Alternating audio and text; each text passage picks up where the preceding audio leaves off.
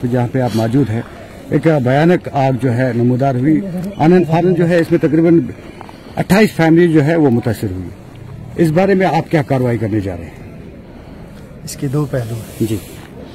एक पहलू ये है कि ये सिर्फ घर नहीं जले हैं, ये ख्वाब जले, सपने जले हैं, मेहनत जली है, पसीना जला है, खून जला है। इसको सिर्फ आप मकान जलने तक महदूद ना रखें। जब किसी का घोंसला उजड़ता है ना, तो वो देखना चाहिए कि इसने ये घोंसला बनाए कैसे जाता है। ये सरमायादार का नहीं, ये मेहनत कश का घर जला है। और मेहनत कश अपनी सारी उम्र लगा के कुछ तामीर करता है जहाँ उसकी फैमिली को, जहाँ उसकी माँ बहन बेटी को तहफ़्फ़ुज़ मिलता है और वो अपने हिसाब से उनको इज्जत की जिंदगी देना चाहता है। और फिर देखें क्या हो जाता है, इर्द गिर्द आप देखें क्या हो जाता है।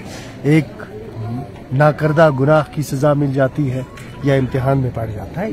इसमें दो तरह के फैक्टर्स इस वक्त हमारे सामने चैलेंजेस हैं। एक ये है कि इमीडिएट इनकी रिहेबिलिटेशन कैसे होगी, क्योंकि एक तो ईद सामने है, रोज़े हैं, मौसमी हालात को आप देख रहे हैं। कहाँ ये लोग अपने बच्चों को लेके जाएंगे, किसके घर जाएंगे? यहाँ किसके घर में इतनी जगह है कि वो इतनी फैमिलीज को एकोमोडेट करे? तो एडमिनिस्ट्रेशन के साथ ये मामला उठाना है। दूसरा ये है कि किस किस मद में हम इनकी मदद कर सकते हैं। तो वो सारे वसाइल जो एज गवर्नमेंट हमारे डिस्पोजल पर हैं, उन सब को बरोए कार लाना है।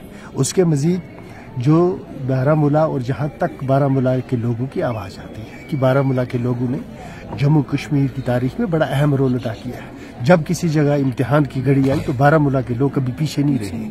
बारामूला की सिविल सोसाइटी हो, ट्रेडर्स हों, बारामूला के पढ़े लिखे तबके हों, जितने भी लोग हों, आम आदमी हो, सिविल सोसाइटी हो, ये हमारे फेटर्निटी है लायर्स की, तो ये हर वक्त हर जगह आगे आगे रहे हैं। तो आज हम सबको इकट्ठा होना है और न सिर्फ इस बात को यकीनी बनाना है कि ये जिनके घर जल गए हैं इनको इज्जत के साथ रिहेबिलिटेट करना है, बल्कि इनके दुख में भी शामिल होना है। तो उस सिलसिले में यहाँ से निकलने के बाद में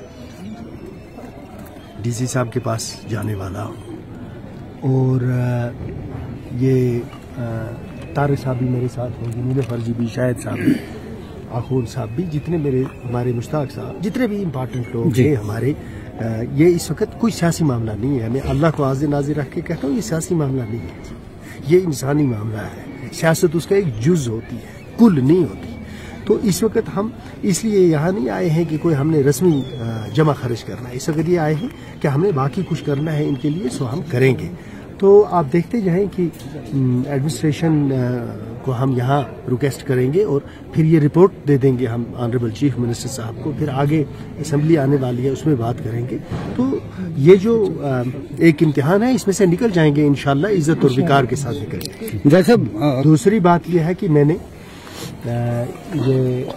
मैं शुक्रिया अदा करता हूँ यहाँ की सिविल सोसाइटी का, यहाँ के नौजवानों का, मस्जिद कमेटियों का, जिन्होंने ये इस आग को बुझाना कोई आसान काम नहीं था। क्योंकि आप देखें ये दिल में आग लगी है। जब दिल जलता है तो सारी बॉडी जल जाती है। ये कमाल है कि दिल में आग लगी और इन्होंने बाकी जिस्म को बचा लिया है। तो ये सारे नौजवानों का, सिविल सोसाइटी का, आर्मी का, पुलिस का, एडमिनिस्ट्रेशन का, जो ये सबका हम लोगों को शुक्रगुजार होना चाहिए।